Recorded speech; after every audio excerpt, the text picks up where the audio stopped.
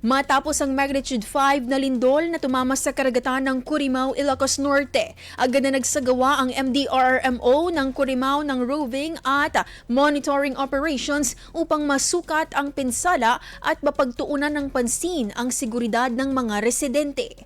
Ayon sa FIVOX, ang lindol na naitala bandang alas 9:45 ng umaga kahapon ay may lalim na 10 kilometro at tectonic ang pinagmulan nito. Samantala, intensity 1 naman ang narehistro sa Lawag City at San Nicolas sa Ilocos Norte, pati na rin sa Sinait, Ilocos Sur.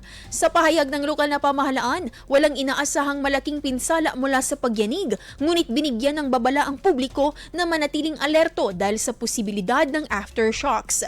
Dagdag pa rito, hindi rin nagtaas ng tsunami alert ang FIVOX matapos ang lindol. Sinabi rin ng Mdrrmo Currimao na pinuntahan nila ang iba't ibang barangay sa baybayin upang direktang matulungan ang mga residente at tiyaking handa sa anumang epekto ng sumunod na pagyanig. IFM News. IFM News.